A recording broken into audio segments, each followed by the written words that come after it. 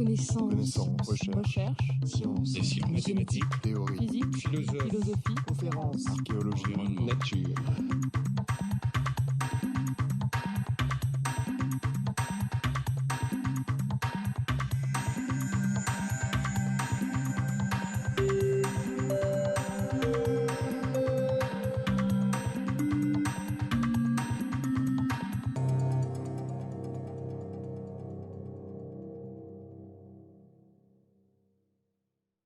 Monsieur le Président, Monsieur le Secrétaire perpétuel, Mesdames et Messieurs les académiciens, Mesdames et Messieurs, depuis Mademoiselle de Gournay, sa fille d'Alliance, chaque génération s'est fait son Montaigne en choisissant dans les essais tel ou tel chapitre préféré.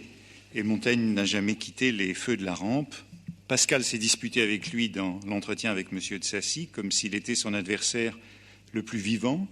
Malebranche a jugé indispensable de le réfuter longuement dans la recherche de la vérité. Après 1870, dans les débuts de la Troisième République, on s'en est pris à son conservatisme politique et à son légitimisme monarchique, et on l'a même accusé de couardise comme maire de Bordeaux, sous prétexte qu'il aurait déserté sa ville malade de la peste. Si la prétendue mauvaise influence devait être combattue, c'était qu'elle s'imposait. En 1892, pour le 3e centenaire de sa mort, qui a coïncidé avec la disparition d'Ernest Renan, on a fait d'eux des confrères en scepticisme et en dilettantisme. En 1933, pour le 4e centenaire de sa naissance, la République ne lui a pas cherché querelle, mais l'a définitivement canonisé grâce à l'évolution philosophique que Pierre Villet avait discernée dans sa pensée, du stoïcisme au scepticisme et à l'épicurisme. Ainsi était-il rangé et assagi, rendu inoffensif et disponible pour les enfants des écoles. Dans sa photographie officielle comme président de la République, prise par Gisèle Freund en 1981, François Mitterrand s'était fait représenter dans la bibliothèque du Palais de l'Élysée, tenant les essais à la main. Durant 14 années, à la fin du XXe siècle, le livre de Montaigne a donc figuré dans toutes les mairies et les ambassades de France, dans les bureaux des élus et des fonctionnaires. Pour donner de lui-même aux Français l'image d'un homme de culture et d'un humaniste, et pour donner au monde l'image d'une France éprise de liberté et de tolérance et inspiratrice des droits de l'homme, François Mitterrand avait élu Montaigne. À la vérité, quel autre écrivain aurait-il pu choisir ? On posait à André Gide en 1929 à Berlin la traditionnelle question du panthéon des lettres. Quel écrivain français placer auprès de Goethe comme phare de la culture européenne ? Suivant le cliché obligé depuis le romantisme, chaque littérature nationale et chaque nation, car rien n'exprime mieux l'esprit d'une nation que sa littérature, s'incarne dans un écrivain souverain, tel Dante, Shakespeare, Cervantes, Goethe ou Pouchkine. Mais la littérature française manque de cet être suprême dont graver le nom au fronton des monuments et des bibliothèques, auprès d'Homère et de Virgile. Molière ou Hugo ferait-il l'affaire ? Mais l'un est comique et l'autre polémique, ou bien Voltaire et Rousseau, mais la faute qu'on leur attribue divise encore le pays. Aucun écrivain ne semble s'imposer car la continuité et la contestation n'ont cessé de marquer la littérature française, celle-ci fourmille de couples à chaque moment de son histoire et dans la durée de sa tradition, Corneille et Racine à l'âge classique ou Montaigne et Pascal d'un siècle à l'autre. La littérature française est un seul grand écrivain. Or, Gide répondait quand même Montaigne, sans état d'âme.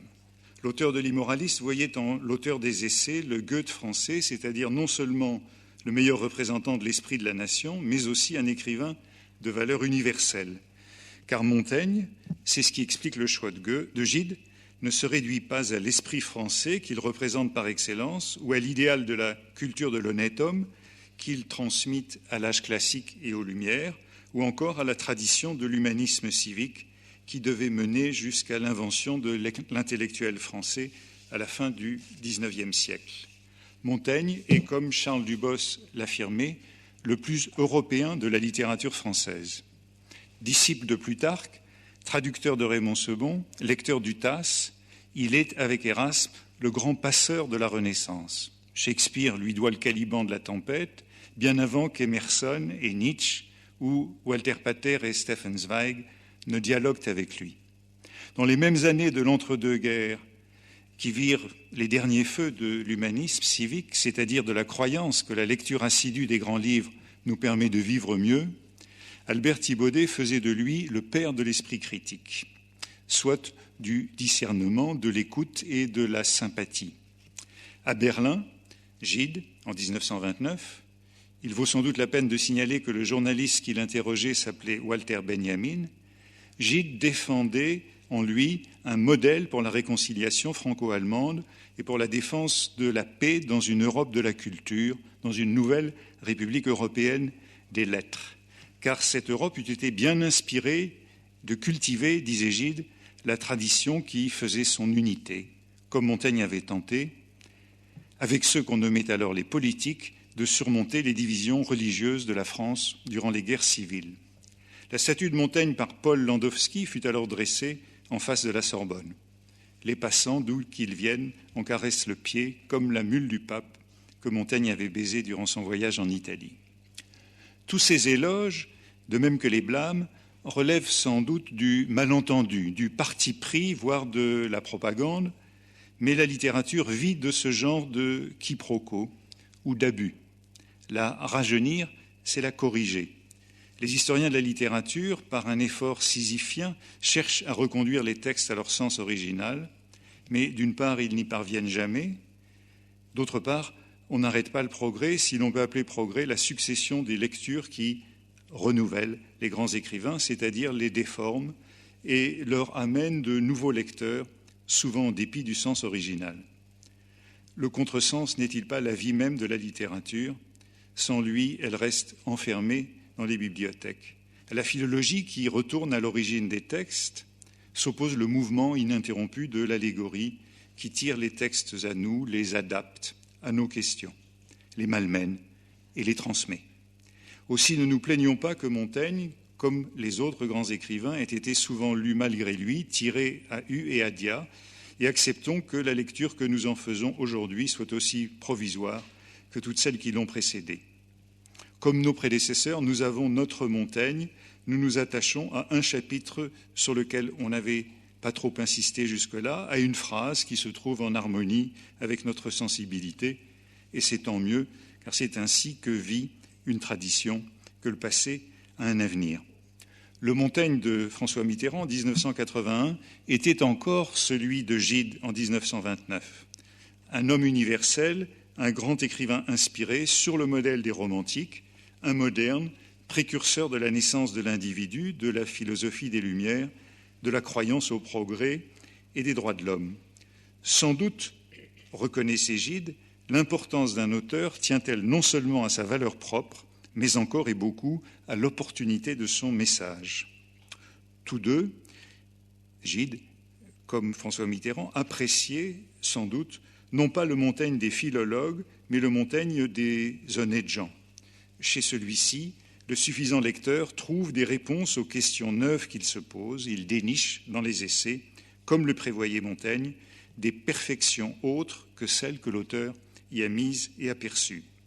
Les philologues avaient beau nous objecter que Montaigne était un pré-moderne qui voyait l'âge d'or loin derrière lui, il a longtemps été lu par un anachronisme fécond du point de vue des Lumières, du romantisme, de la modernité ou même de la postmodernité, comme notre grand frère. À côté du Montaigne de la Sorbonne, du Montaigne des professeurs, il y a donc un autre Montaigne qui compte sans doute plus, celui des suffisants lecteurs.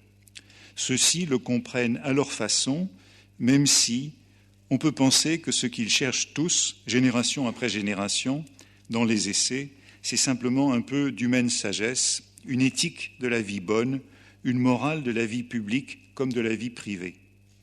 Or, les deux Montaigne, celui des érudits comme celui des amateurs, ont récemment changé. Les uns et les autres, nous ne lisons plus les essais comme il y a 20 ans ou 30 ans, comme en 1980, pour le 4e centenaire de leur première édition, ou comme en 1992, pour le 4e centenaire de la mort de leur auteur. La tradition, c'est le changement dans la durée, et c'est pourquoi il nous faut refaire périodiquement nos éditions et nos traductions des grandes œuvres du passé, les mettre à jour afin qu'elles correspondent mieux à nos attentes. Notre texte des essais s'est en effet beaucoup renouvelé depuis 20 ans, de manière assez imprévue et surprenante. Quand j'étais étudiant, nous lisions tous Montaigne dans l'exemplaire de Bordeaux, et nous n'aurions pas imaginé autre chose. Aucun autre texte n'était d'ailleurs disponible en librairie. Or, depuis une quinzaine d'années, la balance penche en faveur d'un autre texte des essais, celui de l'édition posthume de 1595, procuré par Marie de Gournay, qui semble aujourd'hui faire la quasi-unanimité des éditeurs comme des traducteurs. De tels renversements du consensus critique sont curieux à observer. Montaigne publia 2 éditions des essais de son vivant, les livres 1 et 2 en 1580, puis les livres 1, 2 et 3, avec des additions importantes dans les 2 premiers en 1588. Il continua ensuite, jusqu'à sa mort en 1592, de faire des ajouts dans les marges de son livre. Mademoiselle de Gournay devait publier après sa mort l'édition de 1595, laquelle comprend des additions copieuses aux 3 livres et diffère sensiblement du texte de 1588. C'est cette édition posthume de 1595 qui fut rééditée jusqu'à la fin du XIXe siècle. C'est donc celle dans laquelle on a lu Montaigne, depuis Pascal jusqu'à Renan, en passant par Rousseau et Montesquieu, ou encore Emerson et Nietzsche.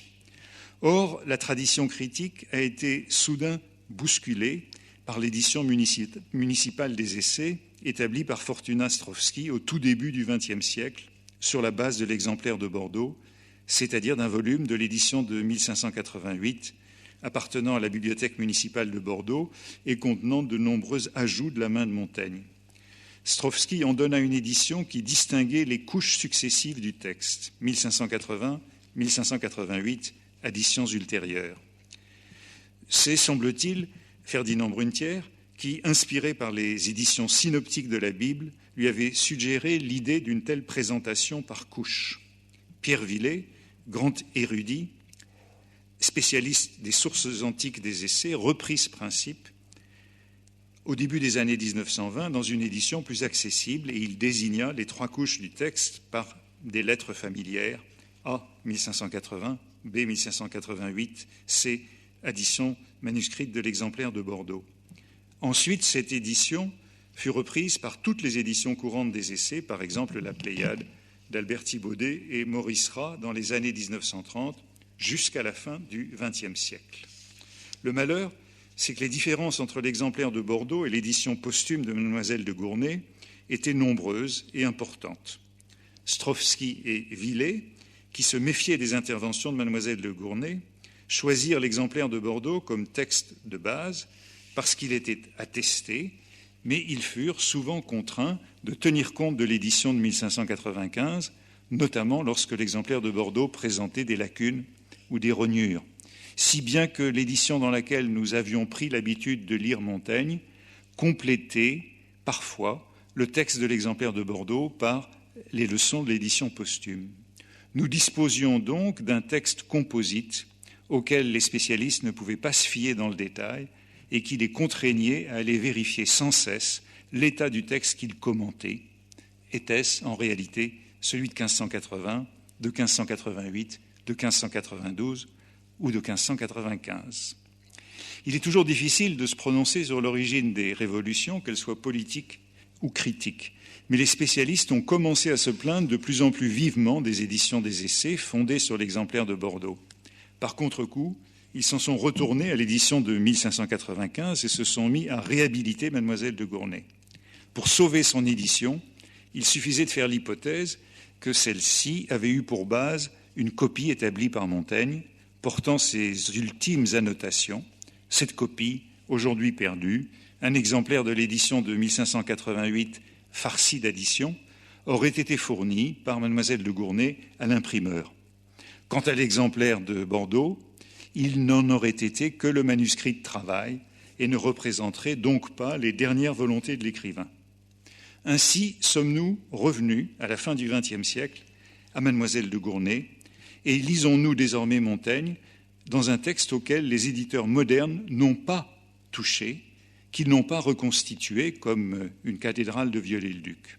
En quelques années, l'exemplaire de Bordeaux a été ravalé au rang de brouillon, tandis que par un beau mea culpa de la tradition critique, l'exactitude de Mademoiselle de Gournay et la fiabilité de son édition posthume étaient entièrement réévaluées. Nous en sommes là. La nouvelle édition de la Pléiade, publiée en 2007, suit le texte de 1595 tel quel. D'autres bouleversements accompagnent cette première évolution critique et témoignent de notre goût contemporain. Strovsky et surtout Villet, puis tous leurs descendants, avaient jugé nécessaire, en bons élèves de la Troisième République qu'ils étaient, de rendre le texte des essais plus accessible aux lecteurs qu'ils avaient à l'esprit, c'est-à-dire les lycéens et les étudiants. Aussi avait-il considérablement modernisé l'orthographe, transformé la ponctuation afin de la rendre cohérente et logique, et surtout, c'était l'adaptation la plus visible, diviser le texte en paragraphes, alors que les chapitres de Montaigne se présentent d'une seule coulée, parfois pendant de très longues pages, comme dans l'Apologie de Raymond Sebon, puisque le paragraphe n'avait pas encore été inventé. Bref, les éditions de Montaigne, auxquelles nous étions habitués, étaient des artefacts, et nous lisions un autre livre que celui que nous croyions et que Montaigne avait voulu. Aujourd'hui, le purisme ou le souci d'authenticité semble l'emporter, et l'on préfère revenir à un texte authentique, vieillir le texte, fidèle au dessein de son auteur, même si ce texte est plus difficile à lire. La nouvelle Pléiade nous en donne non seulement le texte de 1595, mais dans la ponctuation de 1595 et sans les paragraphes auxquels nous étions habitués. D'autre part, conformément à l'édition de 1595 de Mademoiselle de Gournay, et pour aller jusqu'au bout de la récusation de l'exemplaire de Bordeaux, le texte des essais nous est dorénavant procuré dans des éditions qui ne distinguent plus les couches du texte, comme si on voulait empêcher le lecteur de se raccrocher à une hypothétique évolution des idées de Montaigne pour accéder plus aisément à un sens prétendument ferme des essais, comme si on souhaitait que le lecteur explore le texte sans repère, s'égare dans leur terrain compliqué et y trace lui-même son chemin. Nous ne sommes plus face à une reconstitution archéologique idéale ou scolaire des essais, et nous lisons Montaigne comme on l'a lu au XVIIe, XVIIIe et XIXe siècle. Mais cette authenticité a un coût évident. Sans paragraphe, dans une ponctuation peu systématique et sans l'indication des couches, les essais sont plus difficiles à pénétrer. L'indication des couches du texte permettait par exemple de parcourir la première rédaction d'un raisonnement de Montaigne et d'y reconnaître les liaisons et les tournants, les « et » et les « mais », avant que ceux-ci ne soient distendus par les ajouts ou enfouis sous les couches du texte. Remonté dans les couches du texte et dans l'histoire de la publication, on se dit sans doute aujourd'hui que c'est se faciliter la lecture, mais que c'est aller contre le dessein dernier de l'auteur qui a remis à son éditeur un texte uniforme. Faisons donc notre deuil du Montaigne de notre jeunesse, ce Montaigne du XXe siècle que Strovsky et Villet avaient inventé pour nous, car le choix de l'exemplaire de Bordeaux et l'indication des couches du texte étaient deux décisions qui allaient de pair. Les trois couches correspondaient en effet, grosso modo, aux trois époques qu'on distinguait commodément dans la pensée, stoïcisme, scepticisme et épicurisme, mais qui étaient aussi des approximations pédagogiques. Bref, notre Montaigne du XXe siècle, celui de mes années d'étudiant, était un peu trop ordonné, trop soigné, trop scolaire, et l'on nous rend aujourd'hui un Montaigne plus embrouillé et confus, probablement plus fidèle, mais certainement plus difficile. D'autres éditions récentes, celles de l'Imprimerie nationale ou de la Pochothèque, de même que de nouvelles traductions, par exemple celle de l'éditeur espagnol publiée l'année dernière, ont également choisi le texte de 1595. On a cependant parfois résisté à l'abandon des paragraphes et de l'indication des couches du texte, décision sage à mon sens, car elle accroîtra le nombre des lecteurs de Montaigne et il ne faut peut-être pas être plus royaliste que le roi. Montaigne n'imaginait pas que nous le lirions aujourd'hui. « J'écris mon livre à peu d'hommes et à peu d'années », annonçait-il avec prudence, à moins que ce ne fût une profession d'humilité. Son expérience lui avait appris que la langue française avait tant évolué au cours de sa propre vie qu'il ne pensait pas que les prochains siècles puissent comprendre la langue de ses essais. Si c'eût été une matière de durée, écrivait-il, il lui fallut commettre à un langage plus ferme. Selon la variation continuelle qui a suivi le nôtre jusqu'à cette heure, qui peut espérer que sa forme présente soit en usage d'ici à 50 ans ? Montaigne écrivit pourtant les essais en français, non pas en latin, car son projet de se peindre dans sa vérité ordinaire était inséparable du choix de la langue vulgaire, celle de la vie quotidienne, du jour le jour. Ces essais nous parlent encore après plus de 5 siècles. Toutefois, qui peut encore les lire sans effort ? Leur langue, qui n'est pas toujours facile, déroute de plus en plus, dit-on, les jeunes lecteurs. D'un côté, les éditions actuelles se sont faites plus authentiques et donc plus difficiles. De l'autre, quand on se propose de donner des éditions des essais en français moderne, c'est-à-dire des adaptations ou des traductions, les puristes protestent encore vivement. Faut-il imposer de lire Montaigne dans l'original, même si de moins en moins de lecteurs en sont capables, ou bien devons-nous nous résoudre à donner des traductions des essais en français moderne afin de leur conserver des lecteurs ? Faut-il rajeunir la langue de Montaigne ? La question laisse perplexe et n'est pas tranchée, encore que le climat soit peut-être en train de changer. Dans son compte-rendu de la nouvelle Pléiade dans Le Monde, il y a 2 ans, Marc Fumaroli appelait de ses voeux une nouvelle traduction de ce texte en français moderne, ajoutant que les éditeurs, une fois leur travail scientifique rempli, devraient, comme Rico pour le Quichotte, donner une édition en français moderne pour le vaste public. Qu'ils se hâtent, disait Marc Fumaroli. Encouragés par un tel nihil obstat, les éditions Gallimard viennent en effet de publier auprès de leur Pléiade authentique et dans la collection Quarto, pour le grand public, une adaptation, comme ils disent, des essais en français moderne. Celle-ci reprend, y compris les coquilles malheureusement, le texte qu'André Lanly avait donné chez Champion en 1989 et en 2002, édition restée confidentielle, de même que l'autre édition en français moderne proposée en 2002 chez Arléa, qui avait été elle aussi dédaignée. Au tournant des siècles, le moment n'était pas encore venu. L'est-il à présent pour une traduction de Montaigne en français moderne ? Voilà le texte rajeuni chez un grand éditeur littéraire et on me dit qu'il se vend bien. Publié à la fin de janvier, le volume de Quarto a déjà été réimprimé. Nous serions donc à un tournant. Il manque malheureusement au volume de Quarto une introduction, un index et surtout une note sur le texte qui nous indique quel texte de base a été adapté. En fait, l'exemplaire de Bordeaux, et qui nous donne un minimum d'informations sur les interventions de l'adaptateur ou du traducteur, sur sa méthode, sur ses choix. Là aussi, les couches ont été effacées, mais non pas les paragraphes.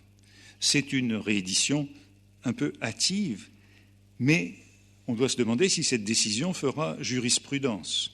Changera-t-elle l'état d'esprit des spécialistes ? Dans son édition originale, André Lanly s'en prenait, je le cite, au snobisme qui consiste à multiplier les éditions sans en pouvoir lire aucune. Donc ces éditions de plus en plus difficiles, de plus en plus inaccessibles, de plus en plus authentiques. Les snobs de l'université, comme il dit, feront-ils lire les essais en français moderne à leurs étudiants ? La même maison nous offre en tout cas 2 éditions radicalement opposées des essais, en attendant la 3e qui paraîtra bientôt en folio et qui fait des choix encore différents. Notre Montaigne reste éminemment mobile. La polémique n'est pas close. On reproche à la nouvelle édition de Quarto que son rajeunissement soit insuffisant, parce qu'elle ne fait que transformer, qu'adapter le lexique et non pas la syntaxe des phrases de Montaigne. Et un autre auteur, Guy Jackson, propose sa propre traduction qui touche aussi à la structure des phrases. Hors de France, on a bien de la chance que la question de la langue ne se pose pas de manière aussi polémique.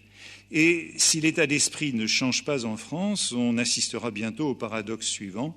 Montaigne sera plus lu et mieux compris ailleurs que dans le pays où il est né et dans la langue qu'il a choisie, car les amateurs étrangers ont le droit de le lire dans une langue moderne.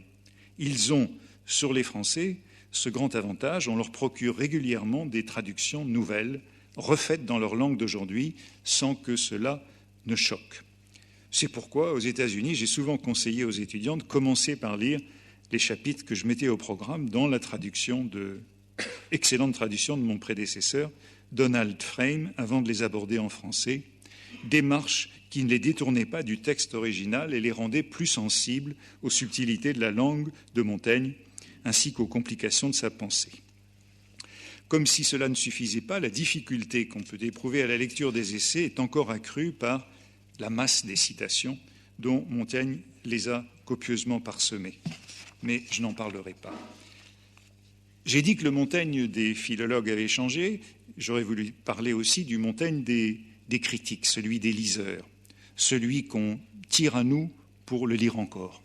Lui aussi a beaucoup changé depuis une vingtaine d'années. Et j'aurais voulu analyser quelques-unes de ces figures, mais je les laisserai passer pour m'arrêter à la dernière. Un grand texte survit dans les aléas de ses lectures. On a lu tout ce qu'on a voulu dans les essais et c'est très bien ainsi, cela prouve le pouvoir de la littérature. Si l'on cesse de se disputer à propos de son sens et de son contresens, c'est qu'elle nous devient indifférente. Je ne me plaindrai donc pas de l'usage ni de l'abus qu'ont fait des essais, souvent en dépit de leur contexte. Je serais plus inquiet qu'on cessât de les interpréter malgré eux, parce que cela voudrait dire qu'ils ne nous parleraient plus. La meilleure défense de la littérature, c'est l'appropriation qu'on peut en faire, non le respect. Mais, me semble-t-il, ceux qui ont transmis ce Montaigne d'âge en âge depuis la Renaissance, ce sont surtout les écrivains, dans cette espèce d'écrivain perpétuel que j'évoquais pour commencer. C'était jusqu'ici une tradition française très forte. Les écrivains écrivaient sur leurs prédécesseurs et passaient le relais à leurs successeurs, comme dans le beau tableau de la littérature française réuni par Malraux, où Gide avait justement écrit le chapitre sur Montaigne. Après Michel Butor ou Michel Chailloux, qui, parmi les écrivains contemporains, nous a donné à lire son Montaigne? Malheureusement, aucun.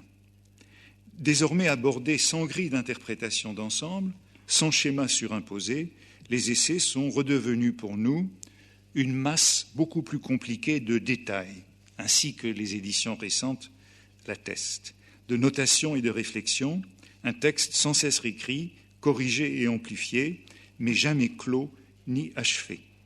Montaigne avait appris de Plutarque l'intérêt du détail. Tout mouvement nous découvre, reconnaissait-il. C'est ce qui l'opposait au faiseur de livres. Il n'est sujet si vain qui ne mérite un rang en cette rhapsodie, disait-il, du sien.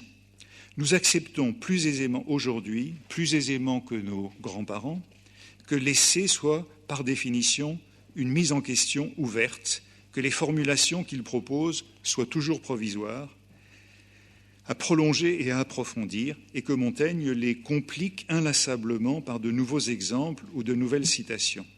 Ne disait-il pas lui-même à la fin des essais « Qui ne voit que j'ai pris une route par laquelle, sans cesse et sans travail, j'irai autant qu'il y aura d'encre et de papier au monde ». L'éthique des essais, dont nous nous détournions dans la grande période de la théorie de la littérature, est revenue au centre de notre intérêt pour ce texte.